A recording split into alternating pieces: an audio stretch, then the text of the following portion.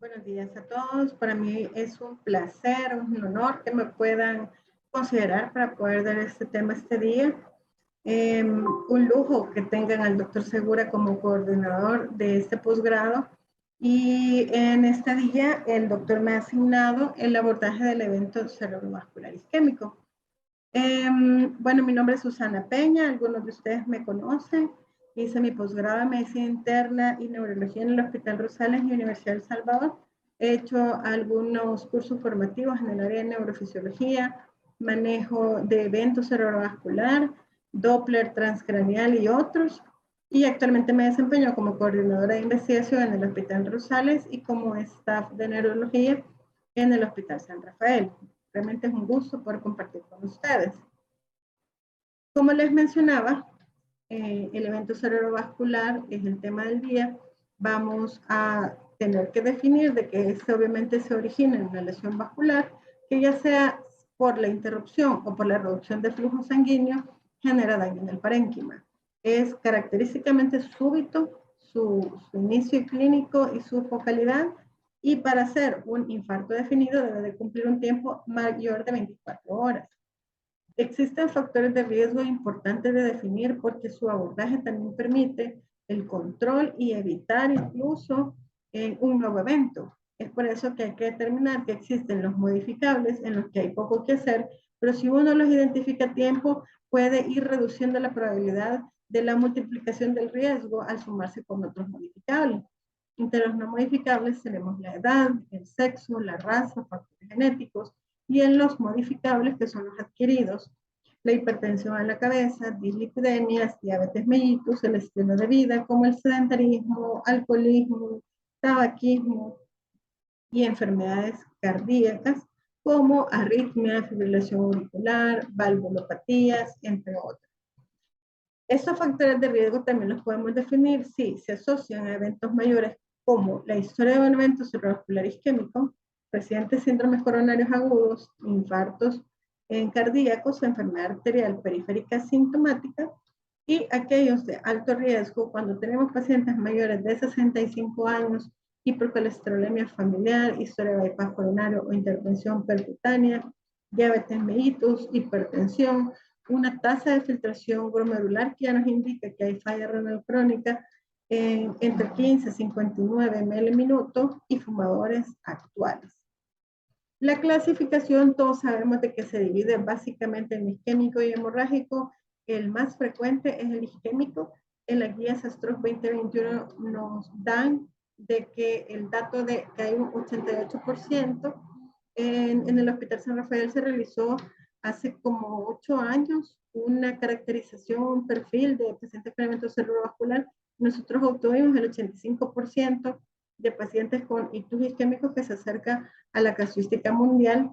Luego tenemos la segunda más frecuente, que son las hemorragias intracerebrales, y en tercer lugar la hemorragia subaracnoidea, que todos sabemos que es por ruptura aneurismática. Entre los ictus isquémicos tenemos que el más frecuente son aquellos que se originan de grandes vasos, y eso nos referimos a arteria cerebral anterior, arteria cerebral media, arteria cerebral posterior, y los lacunares, que son los infartos de menor calibre, que usualmente se asocian a pacientes diabéticos. Luego tenemos los ictus, en los cuales hay otros factores de riesgo, en este caso origen cardioembólico, como arritmias asociadas, valvulopatía, que por el tamaño de lo que es el émbolo se van a asociar a infartos de menor tamaño, de menor magnitud de daño parénquima. Y los criptogénicos, en los que tomamos en algún tipo de estudio a nivel de las carótidas y no obtenemos hallazgos de una placa aterosclerótica, un ecocardiograma limpio, un Holter limpio, entonces debemos de buscar por otros sitios el origen de lo que es el coágulo o el trombo, lo que vino a ocluir la circulación. Ahora entonces ya se incorpora el uso del Doppler transcraneal para poder identificar hallazgos a nivel intracraneal de donde se originen estas fuentes del evento isquémico. Los subtipos, hay un enfoque en el cual podemos identificar el tipo de infarto según la etiología. Acá tenemos la clasificación que ya es clásica de un artículo de los 90, en el cual identificamos como TOAS, en donde vamos a dividir aquellos infartos de grandes arterias de origen aterosclerótico, que puede ser por un émbolo o un trombo.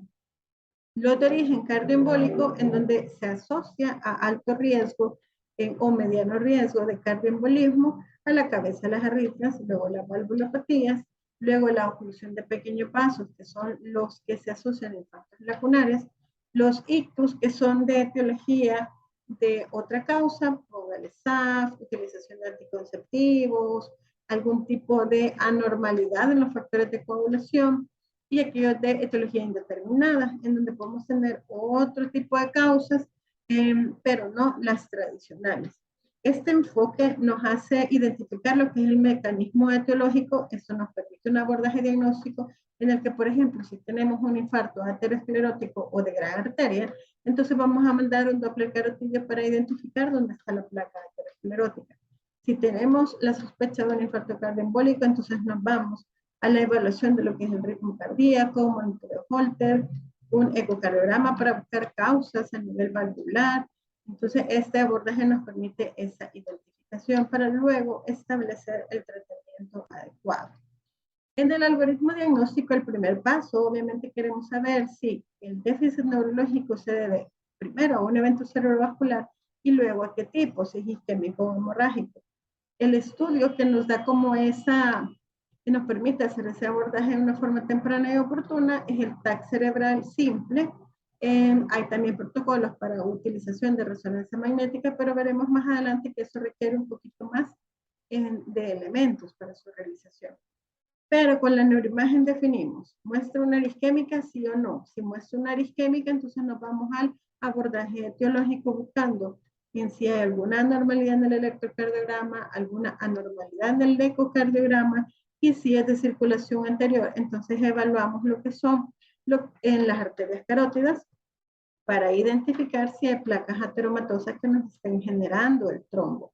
Luego también es siempre pertinente la evaluación de las arterias intracerebrales, eso lo hacemos con un Doppler transcraneal en una forma no invasiva, y hay también estudios para hacerlo en una forma más completa, como una angioresonancia, una angiografía, que ya es un estudio invasivo por la determinación de lo que es la causa. Si esta circulación posterior, aquí el estudio, en el caso de ser no invasivo, siempre tenemos el Doppler transcraneal para evaluar lo que es la arteria basilar y la porción intracraneal de las arterias vertebrales, y también el estudio de las arterias vertebrales en su componente extracraneal, siempre en la búsqueda de lo que es el factor etiológico. Si nosotros tenemos un paciente con clínica de evento cerebrovascular, pero en el TAC o en la resonancia no se define ninguna lesión vascular, entonces se retoma un estudio control en el que podamos identificar si se establece esta lesión. Luego entonces también la identificación de la lesión vascular nos permite orientar el manejo adecuado. Los pilares diagnósticos siempre, como en toda patología, van a ir de la mano, lo que es la historia clínica y examen físico, aquí haciendo énfasis en un completo examen neurológico, exámenes de laboratorio, neuroimagen y los exámenes de gabinete complementarios que veremos. ¿Qué debe contener la historia clínica de un paciente con evento cerebrovascular? Uno, la naturaleza de los signos y síntomas, como cuándo inició el déficit, cómo progresó, cómo se distribuye el déficit, los síntomas acompañantes, entre los que se deben describir los síntomas motores y no motores, la evolución del déficit y del estado neurológico, y qué comorbilidades, haciendo especial énfasis en los factores de riesgo aumentados. Hay escalas que, por ejemplo, cuando un paciente presenta un evento isquémico transitorio, es decir, con un déficit menor de 24 horas, se asocia a riesgo de recurrencia. Eso nos permite hacer un abordaje preventivo porque puede ser un primer aviso de un evento establecido, donde tomamos en cuenta la edad, la presión, los hallazgos clínicos, la duración del déficit y si es diabético o no. Tenemos aquí categorizado entonces al paciente en alto riesgo, con score de 6-7, moderado riesgo 4-5 y 0 a 3, de bajo riesgo. Existe también la escala CHA2 en 2, en donde aquí estratificamos, pero basándonos en pacientes que tengan una FA no valvular, donde tomamos en consideración si tiene ICC, hipertensión, edad arriba de 75, si es diabético, si ha tenido eventos previos en cerebrales, de tipo isquémico, de enfermedad vascular periférica, edad entre 65 y 70 años, y si es mujer, en donde vamos a determinar si el paciente es de bajo riesgo, intermedio con 1 o 2 puntos, y si es de alto riesgo con arriba de 3 puntos. Ahora, siguiente pilar, el examen físico, donde vamos a hacer esta correlación anatómica estructural teniendo en cuenta que el cerebro tiene una representación somatotópica con un homúnculo sensitivo a nivel parietal y un homúnculo motor a nivel frontal. Es por ello que todas las manifestaciones clínicas se correlacionan como un mapa con el cerebro. En este caso podemos primero hacer una escala de valoración de severidad de ictus basándonos en las manifestaciones clínicas en lo que es la escala de infarto cerebral NIH-DCS, en donde vamos a puntear cada uno de los siguientes aspectos entre los que se cuentan nivel de conciencia, la orientación, que tanto comprende y obedece órdenes, la orientación en cuanto al componente de la mirada, los campos visuales o campimetría por confrontación, el déficit de la cara, del brazo, de la pierna, en las 4 extremidades, componentes sensitivos, lenguaje, habla, la extinción y lo que es la capacidad sensorial, y eso nos va a apuntar al paciente para poder definir la severidad. Otra escala muy utilizada que es para valorar la escala funcional, que es la escala de Rankin, en ambas las podemos aplicar desde que abordamos por primera vez al paciente durante la realización de las evaluaciones subsecuentes durante la aplicación de las medidas farmacológicas y al alta. ¿Qué nos preguntamos cuando tenemos un paciente con ictus? ¿Cuál es el territorio arterial afectado? Por clínica podemos hacer correlación, por ejemplo, en el caso de la arteria cerebral anterior, que tenemos clínica de debilidad acentuada en la pierna, síntomas frontales como bulia, anedonia, incontinencia, afasia motora, sensorial transcortical, que es ausencia de habla espontánea y comprensión. En el caso de la cerebral media, donde es característico la hemianopsia, hemiparesia flácida, donde predomina brazo sobre pierna, afasia si tenemos infarto del territorio dominante y negligencia visoespacial si es del territorio de la cerebral media derecha. La afección del componente visual es por la explicación de la alteración de la vía visual en su recorrido que se asocia a hemianopsia. En el caso de la circulación posterior, ahí vamos a tener síntomas clínicos que se asocian a afección del componente vertebrovascular. Cuando hay alteración cerebral posterior, hay una hemianopsia homónima temporal derecha contralateral en este caso, debido a que se afecta principalmente el área visual cortical primaria. Pueden haber síntomas acompañantes como nistagmo, vértigo, que nos están sugiriendo afección de circulación posterior. Este es un gráfico donde vemos cómo están distribuidos los territorios de las principales arterias, tanto de circulación anterior como circulación posterior, que nos es de mucha utilidad a la hora de la interpretación de la neuroimagen. El diagnóstico de la neuroimagen nos permite entonces identificar primero si es isquémico o si es hemorrágico, identificar áreas de isquemia cuando tenemos que tomar la decisión si se va a trombolizar y prevenir el daño cerebral irreversible en las áreas de isquemia. Básicamente obtenemos la definición si es isquémico o hemorrágico. En la unidad de emergencia se sugiere que lo que más tenemos a la mano es el TAC cerebral porque es disponible, es no invasivo, es rápido, es más barato, en teoría, más fácil clínicamente y permite distinguir de una forma primaria isquemia de hemorragia. Tenemos tiempos que deberíamos de cumplir en los que desde que llega el paciente tener mínimo en 25 minutos un TAC y mínimo interpretado en 45 minutos. Eso nos permitiría identificar tamaño del infarto, la localización y la distribución vascular. Según el tiempo en que el paciente ha consultado con sus síntomas, hay signos definidos como signos tempranos. Aquellos que se definen como la pérdida de diferenciación sustancia gris blanca, la pérdida de la diferenciación en los núcleos lentiformes y ribete insular, la pérdida de los surcos que usualmente se pueden definir el signo de la arteria cerebral media hiperdensa en la cual tenemos el reflejo en trombo intraluminar, edema temprano y efecto de masa, que eso nos está hablando que es un infarto extenso y que se asocia a un riesgo de sangrado de cuando es un territorio afectado de más de un tercio de la cerebral media. Todos estos hallazgos radiológicos se van correlacionando con un una serie de sustancias neurotransmisores que se están liberando en el parénquima cerebral y que también están generando daño.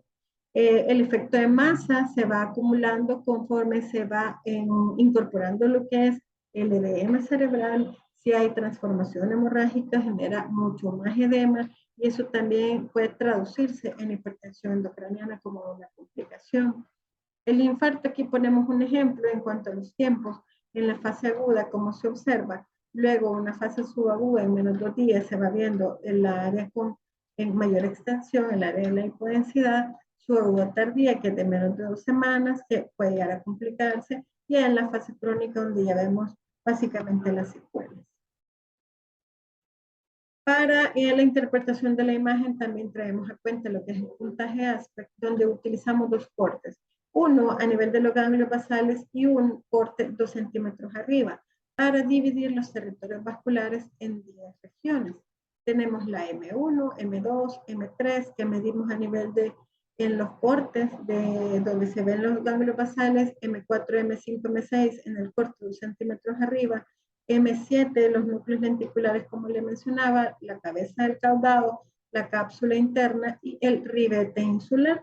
Si nosotros entonces tenemos tomados territorios vasculares, vamos sumando el puntaje y de 10, que es el máximo posible, lo restamos y así obtenemos el puntaje ASPECT. Este es un ejemplo donde vemos un infarto de la arteria cerebral media, en donde podemos visualizar que están tomados 7 regiones. Si a 10 le restamos 7, entonces tenemos un ASPECT de 3. La resonancia obviamente básica nos da una mejor información con mejor calidad y mayor detalle, más si le sumamos lo que es la angioresonancia, considerando siempre las ventajas, que es más sensible para infartos agudos, cuando son corticales pequeños, cuando son de pequeño vaso, o cuando son lesiones isquémicas satelitales que incluso son subclínicas. La desventaja es su costo, la disponibilidad, las contraindicaciones como si el paciente es claustrofóbico, que eso lo pudiéramos resolver con el apoyo de anestesia, pero sí hay otras como marcapasos, a menos que sean resonadores compatibles, o implantes de metal que son incompatibles con el resonador. La estabilidad del paciente es clave porque un paciente inestable no es candidato a realizarse una resonancia magnética. Los componentes diagnósticos que nos permiten hacer un abordaje etiológico, como mencionábamos, el electrocardiograma, más cuando tenemos complicaciones como isquemia al miocardio, arritmias, y se ha documentado que en infartos de la arteria cerebral media derecha, principalmente al afectar la ínsula, puede haber alteración de la función del sistema nervioso autónomo, que puede reflejarse en cambios en el electro. Hay cambios también secundarios a ictus reportados como depresión del segmento ST, dispersión del QT, inversión de la onda Q y ondas Q prominentes. Otros estudios diagnósticos realizados es el Doppler o el angiotac de las arterias carotidas cuando estamos sospechando de placas ateromatosas, de que eso también puede generar un tratamiento como colocación de stent o retirar la placa ateromatosa, y el Doppler transcranial para verificar las velocidades a nivel de las arterias cerebrales. Tratamiento.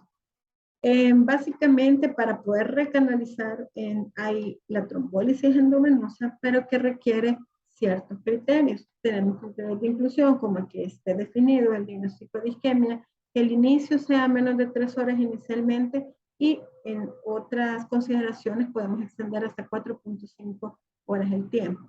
Más de 18 años y no se pueden trombolizar si, por ejemplo, tenemos síntomas asociados al antecedente de trauma craneoencefálico, si los síntomas sugieren una hemorragia subaracnoidea, si se le ha hecho una PL en 7 días recientes, si hay historias previas de hemorragia cerebral, malformación, aneurisma, tumores, alguna cirugía intraespinal o intracraneal, si hay una presión arriba de 185 sobre 110, primero se recomienda el control de la presión y luego la trombólisis si cumple los criterios de inclusión.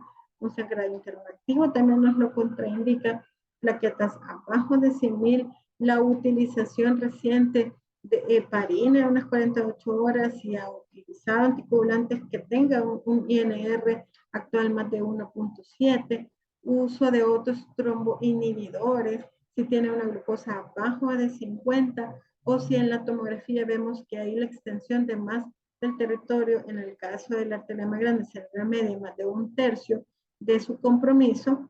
Y hay algunos otros relativos, como que si es un infarto menor, el embarazo, en la crisis al inicio, una cirugía mayor, o trauma menos de 14 días, reciente sangrado urinario gastrointestinal y reciente infarto agudo al miocardio. Realmente bien concienzudo de la decisión de poder trombolizar a alguien y de cumplir los criterios de inclusión. Obviamente el pronóstico es favorable. Como les mencionaba, esto extender a 4.5 horas se toman unos criterios adicionales, como son el diagnóstico del infarto, el inicio de síntomas en este tiempo, en este rango. Aquí sí excluimos a gente arriba de 80 años, ictus severos con NIHSS más de 25 si toman anticoagulantes orales, y la historia de diabetes previo al inicio del ictus, y esto porque son factores asociados a transformación hemorrágica. Que se utiliza el alteplasa, dosis de 0.9 miligramos por kilo, con un bolo inicial de 10% de la dosis en el minuto y el resto en una infusión de solución salina en 1 hora. Dosis máxima es de 90 miligramos. Cuando tenemos enfermedad cardíaca valvular y además un ictus isquémico o un transitorio, hay que determinar si hay FA, si hay un sinusal o si hay endocarditis, para tomar la decisión de anticoagular o no al paciente. Si ustedes se fijan, esto ya requiere el apoyo de los estudios de gabinete. Igual nos apoyamos con cardiólogos para poder tomar la decisión en conjunto, para poder iniciar la anticoagulación.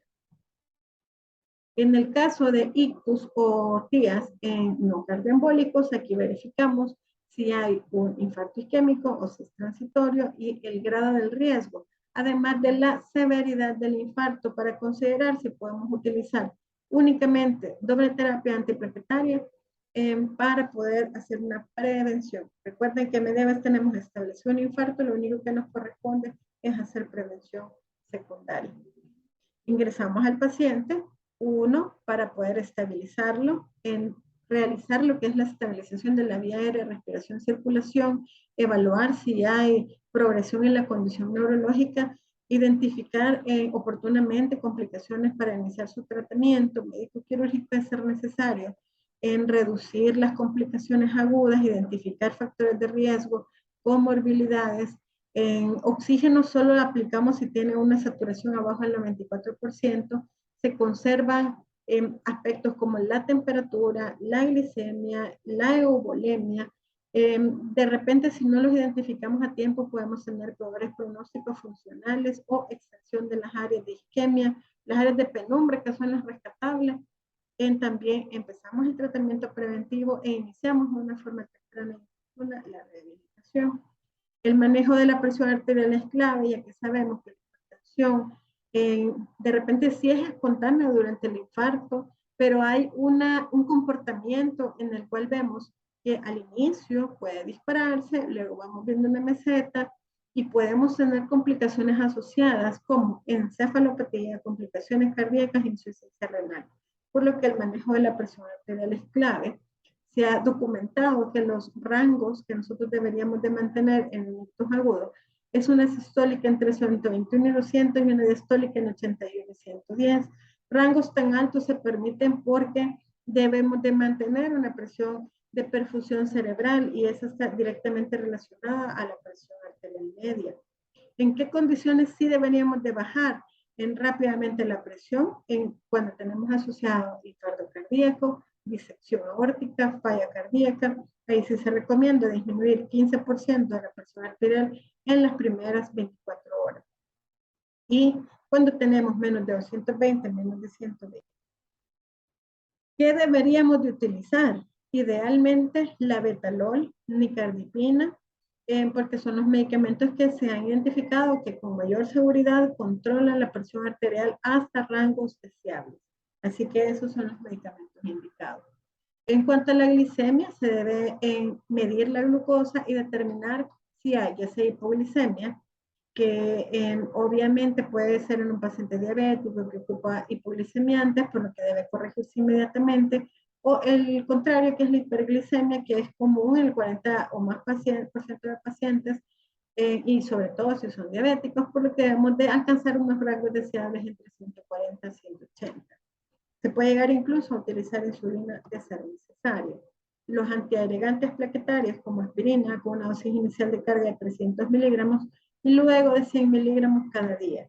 Clopidogrel, una carga de 300 y luego 75 igual cada día. Estatinas, las dosis son altas, se utiliza inicialmente atorvastatina con 80 miligramos para reducir lo que es la probabilidad de un nuevo infarto. También tiene otras funciones como mejorar el estado reológico, también estabilizan las placas, reduce incluso el espesor de la placa, y hay otras opciones como la simvastatina, ante la cabeza, atorvastatina y la rosuvastatina. Anticoagulantes, las indicaciones solamente son bien precisas. Por ejemplo, si tenemos un ictus más una FA, porque queremos disminuir la recurrencia de origen cardioembólico, pero no para un ictus común que no se acompañe de la misma. En ictus moderado y severo, que son muy extensos, ahí sí nos podemos complicar con una transformación hemorrágica, por lo que está contraindicada. En cuanto a la neuroprotección, hay que considerar de que durante el ictus se dan fenómenos de inflamación, se incrementa la permeabilidad vascular y eso incrementa la extensión de la isquemia, por lo que debemos siempre tomar en cuenta que hay que rescatar la penumbra, que son aquellas áreas que están rodeando el core del infarto y que en minutos, horas, nosotros podemos rescatarlo. De no hacerlo, entonces sí se va a extender el área en la que va a dejar mayor en secuelas funcionales.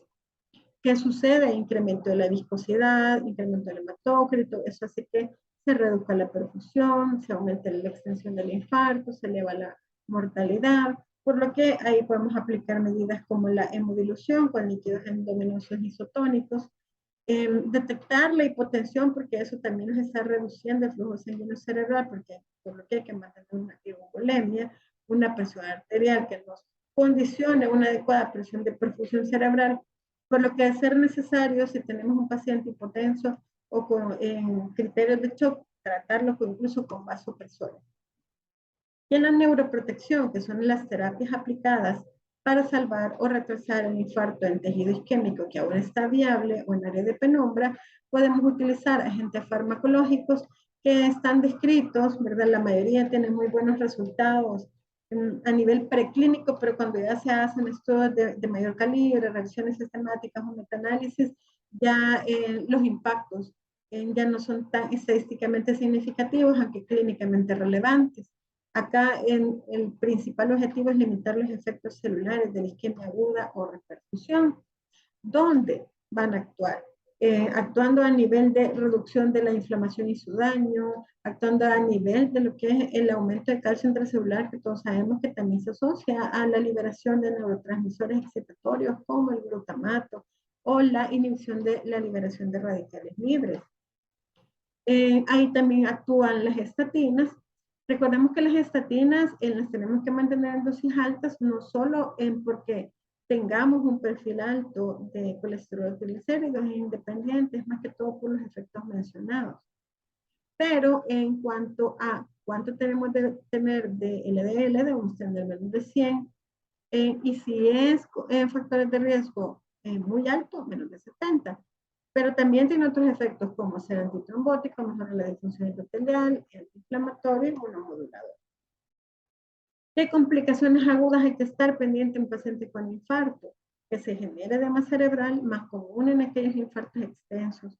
Que se haga una transformación hemorrágica, más común en aquellos infartos que están comprometiendo más de 2/3 del territorio, básicamente la cerebral media. Crisis epilépticas, hidrocefalia, este sí se presenta más comúnmente cuando son infartos de fosa posterior, porque comprimen el tallo y hacen un fenómeno de interrupción de lo que es el flujo de líquido cefalorraquídeo, generando dilatación del sistema ventricular, compresión del tallo cerebral, los que son también del cerebelo, y eso genera hipertensión craneana con un alto grado de mortalidad. En el edema cerebral por isquemia se deben aplicar medidas generales, evitar soluciones hipersolares, y si es necesario, monitoreo endovenoso e hiperventilación. La craniotomía descompresiva ya ha sido reportada que es aquella medida salvadora en donde podemos mejorar la mortalidad reducir la morbilidad, pero hay criterios específicos, incluso está protocolizado su aplicación. Se tienen, por ejemplo, en rangos en los que se benefician más los pacientes, como entre 18 y 60 años, infartos de menos de 48 horas de evolución, infartos malignos, con una descripción de una reducción de la mortalidad bastante aceptable.